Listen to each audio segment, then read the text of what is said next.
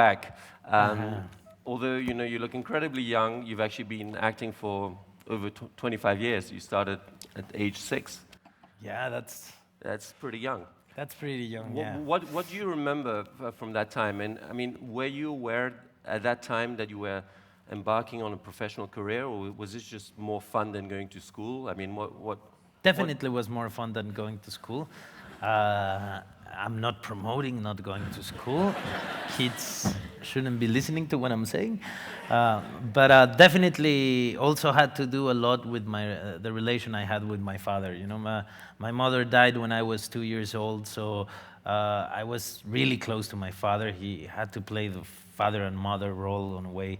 And doing theater was a way to belong to his world, to be part of it, and make sure nobody will take it away from me. You know. He was a stage set designer, Yeah, right? he was a set designer and lighting designer also, and I started.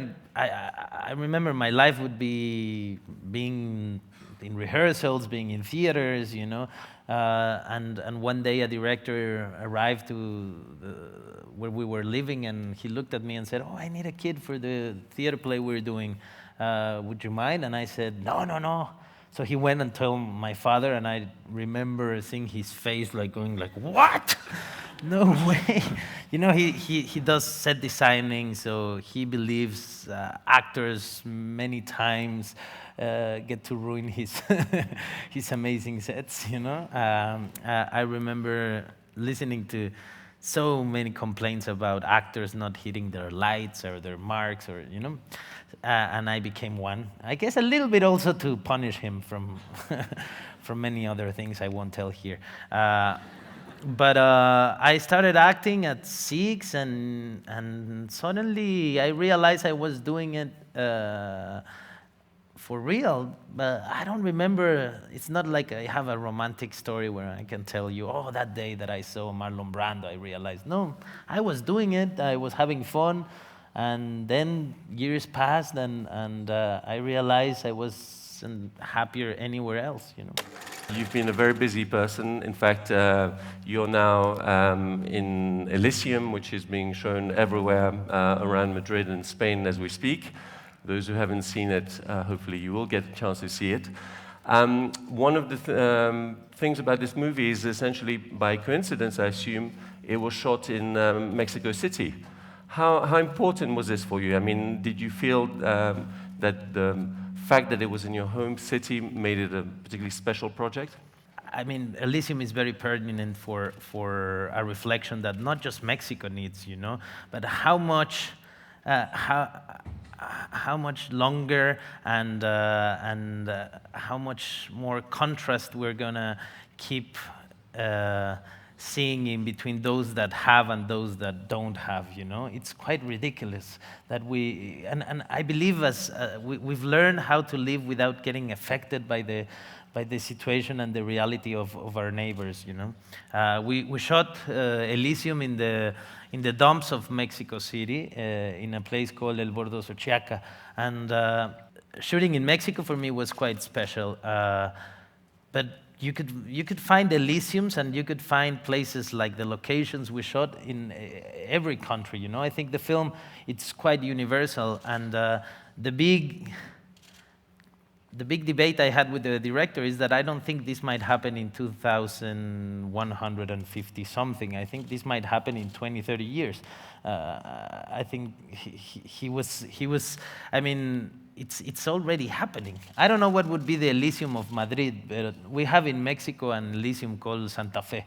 You know, they build these amazing towers where all the corporate people are living, and they have their offices, and the country is run from Santa Fe. And if you open the windows of these luxury places, offices, apartments, what you see is the other Santa Fe, where the poor live. You know, it's one house on top of the other, in the worst conditions, and it's ridiculous that we've learned to coexist with this. You know, a country with such a lack of education, with so much poverty, with so much to do that is not being done. You know, also has the richest man in the planet. How can that happen? And I believe Elysium is raising the right questions through also a film that is about entertainment. Absolutely. You know, that is like we call it película dominguera, a popcorn film, where you go, you sit down, you have battles, ships, you have droids, you have Matt Damon, who's quite cute. And he's your best friend. And also my best friend, yeah, but you have Alicia Braga, and you have, I mean, everything's there. But then you go back home and you're driving and you're like, oh my God, this wasn't the future, it's happening, you know? And I kind of like that from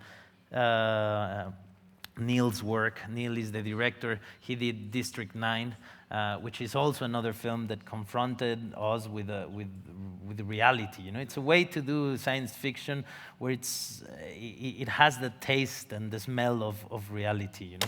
I want to discuss a bit your new movie, which is coming out in March, about Cesar Chavez. We heard, you know, he's a very famous farm union activist. I mean, it's 20 years since he died. No major movie's been made about him. He's a major character in Californian history and in American history, you know, recognized by Martin Luther King, and he gave us he gave a lot to America. How is it that it took so long, and how is it that, if I understand right, you struggle to get any Californian investors to help you out? I mean, this is a film about California, and California has Hollywood. Well, it was interesting to find out that there was always something nice people would say about Cesar Chavez, but no one would actually wanted to join, you know, and to invest and to participate. And I think it's an interesting and very complex question, you know, because even today the reality of the fields and who works on the fields and who feeds America, it's a theme no one really wants to touch, you know, or go deep, at least in public, you know. On the back, everyone will tell you how important this community is and how much do we they owe to this community that has built the states, that feeds the states every day. But no one seems to recognize and celebrate this community and accept this community in the states till today, you know? And what Cesar Chavez had to go through was something that many other industries went through in the 30s, you know, so it was 40 years later, 30 something years later that actually something happened for the farm workers in the States. And today the situation is even more complex, you know, and I think people is scared of, it's a double moral issue kind of thing, you know, where no one is ready to say, okay, we have to change this because in a way we allowed this to happen. And when I say we, I mean them, right. You know, because it's one of those things. The same thing happened to me when I was shooting Elysium in Mexico, saying, really? Am I part of this? And having to recognize that and say it loud and do something about it, it demands courage. And not everyone has that, you know. So I believe it's the right time for this film to come out. Many voices are raising and movements are happening, and there's an energy that is hoping for a change to happen in the States. And I want this film to be part of that, you know. And you know, you talked about passion earlier. I mean, in acting, how much do you think you get away just with passion? At what point do you think it's just really hard, it gets into the hard work of it? Yeah, I don't think you'll get anywhere just with passion. But definitely you need passion because there's so much stuff that happens in between the fun moments that if you're not passionate about that, you'll give up easily, you know? It's like film in general is what young kids want to do, you know? Till the day they actually do one. and they realize what you have to go through. And they realize that a project that takes 2 hours of the time of the audience takes 3 years of your time. And that in places like Mexico, you have to work in 2 or 3 other things in order to be able to actually do the film you want to make. There's not a big industry that can support talent. So talent is needed. For acting is essential, I think. And what is talent is difficult to describe, I think you can know if an actor has talent if you see him on stage. In film is weird. Yeah. Film, I'm not saying you don't need talent, but in film also pigs can act. I've seen Babe, and it made me cry with my kid. You remember Lassie, for example? Yes, absolutely. What an actor that was, Fantastic. No? But in theater, you put Lassie there and nothing happens, I promise you. You put Babe and people start to walk out of the theater, My point is that I believe if you want to be an actor, and probably this is again related to where I come from, you have to get on stage, because that's the moment where you're actually in control.